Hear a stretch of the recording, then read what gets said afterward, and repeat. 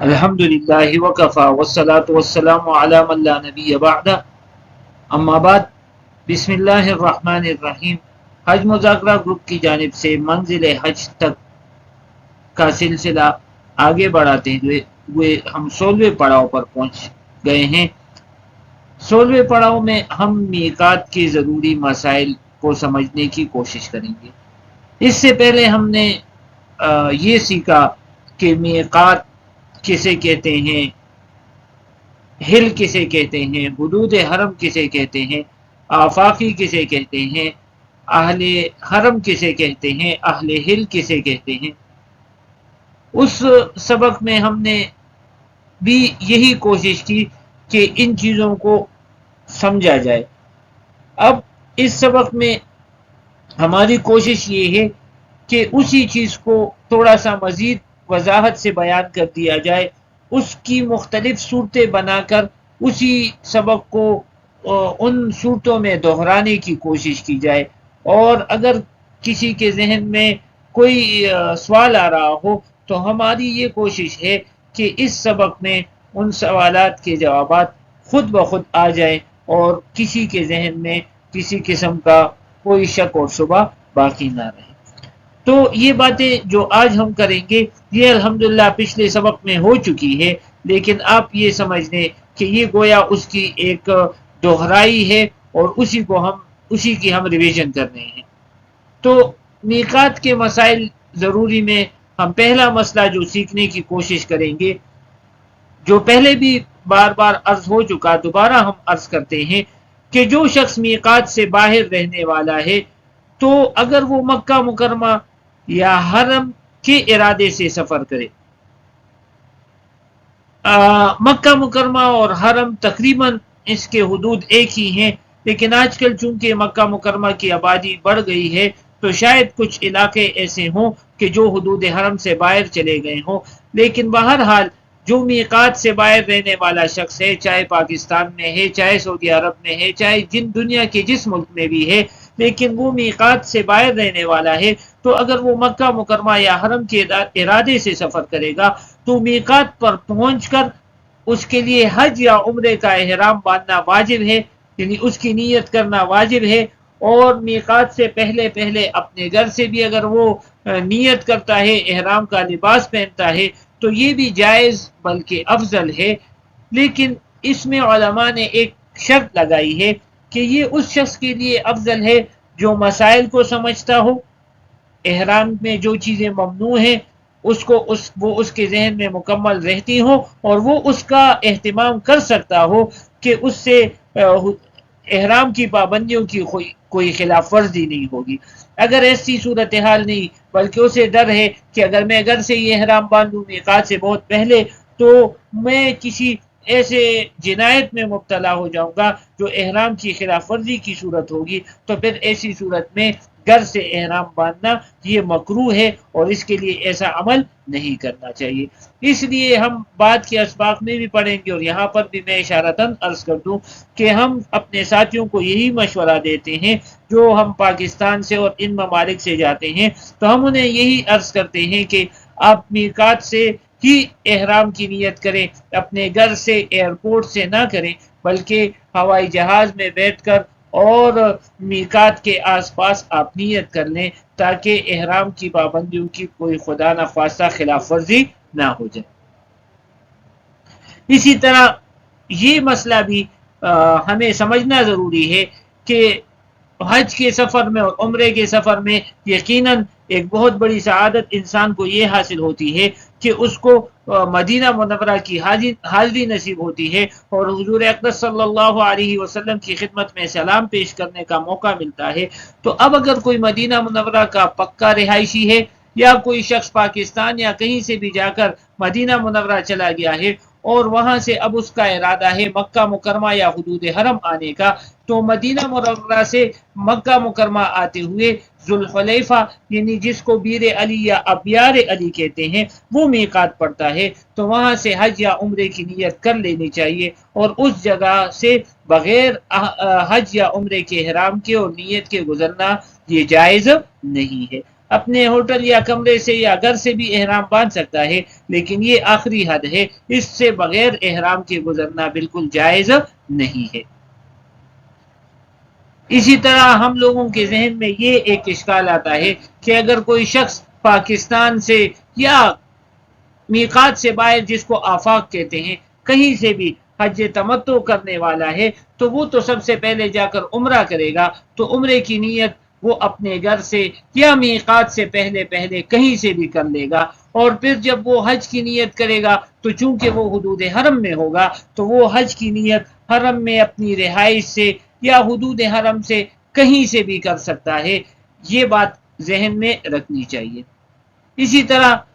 اس کی مزید وضاحت ہم اس طرح کر سکتے ہیں کہ جو شخص میقات سے باہر رہنے والا ہے، آفاقی ہے، وہ جب مکہ مکرمہ میں پہنچ گیا، اس نے عمرہ کر لیا، حلق یا قصر کر کے وہ عمرے کے احرام سے حلال ہو گیا، تو اب اس کا حکم اور مکہ مکرمہ میں رہنے والوں کا حکم ایک جیسا ہو گیا، اور اس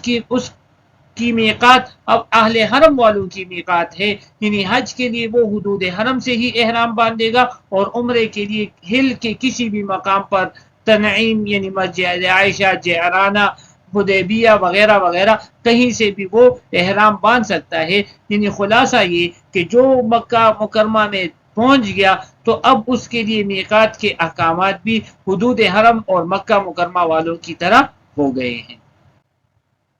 اس کے بعد یہ بات بھی ذرا مزید سمجھنے کی ہے کہ دیکھیں، آفاقی،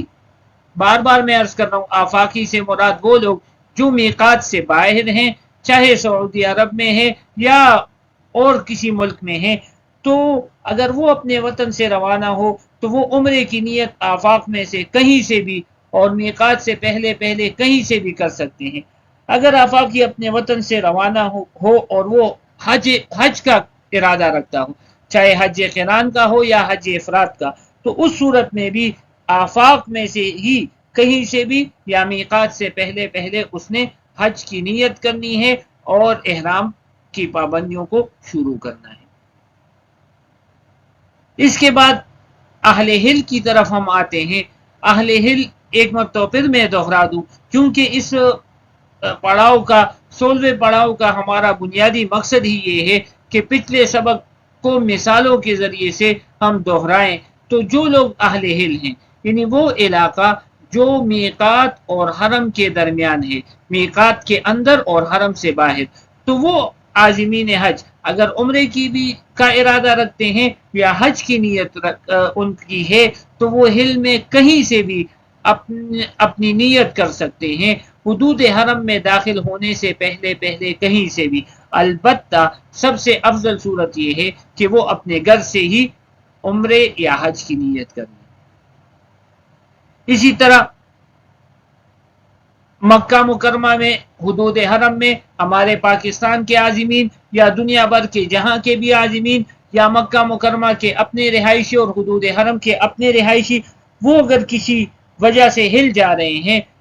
اور وہ حدود حرم سے باہر نکل رہے ہیں، تو یہ ایک اشکال اکثر لوگوں کے ذہن میں ہوتا ہے، ایک خلجان ہوتا ہے، ایک پریشانی ہوتی ہے کہ اگر ہم واپس اب حدود حرم میں آئیں گے تو کیا ہمارے لیے عمرہ کرنا لازمی ہوگا؟ تو نہیں، ان کے لیے عمرہ کرنا لازمی نہیں، اختیاری ہے۔ اگر وہ عمرہ ادا کرنا چاہے تو ہل میں سے کہیں سے بھی نیت کر کے وہ حدود حرم میں آ جائے اور عمرہ ادا کریں، اور اگر وہ عمرہ ادا نہ کرنا چاہے تو وہ بغیر احرام کے بالکل آ سکتے ہیں اور ان کے لیے احرام لازمی نہیں۔ اس کی میں مثال آپ سے یہ عرض کر دوں، جیسے ہمارے عازمین میں سے کوئی گیا، ان کے کوئی رشتہ دار جدہ میں رہائش پذیر ہیں، یا اپنی شاپنگ یا ویسے ہی کسی کام کے لیے وہ جدہ گئے اور واپسی میں وہ احرام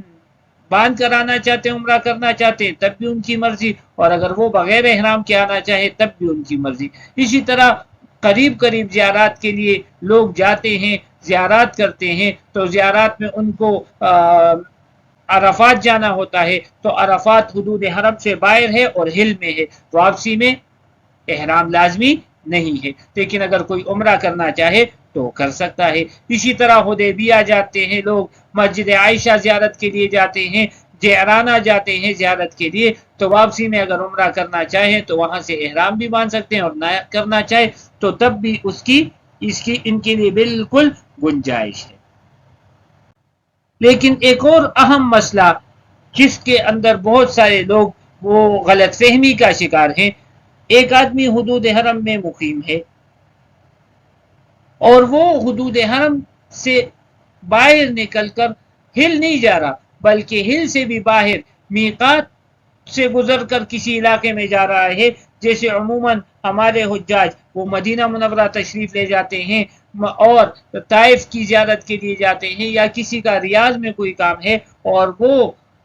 میقات سے باہر چلا گیا، تو اب واپسی میں عمرہ اختیاری نہیں بلکہ لازمی ہے۔ بہت سارے عازمین یہ کہتے ہیں کہ جی ہم تو صرف زیارت کی نیت سے گئے تھے، عمرے کی نیت سے گئے ہی نہیں ہیں، تو بے شک آپ جس نیت سے بھی گئے ہیں، آپ کے لیے واپسی پر میقات سے گزرتے ہوئے آفاق سے یا میقات سے پہلے پہلے کہیں سے احرام باندھنا لازمی ہے۔ اگر بغیر احرام کے آئیں گے تو پھر مسئلہ خراب ہوگا۔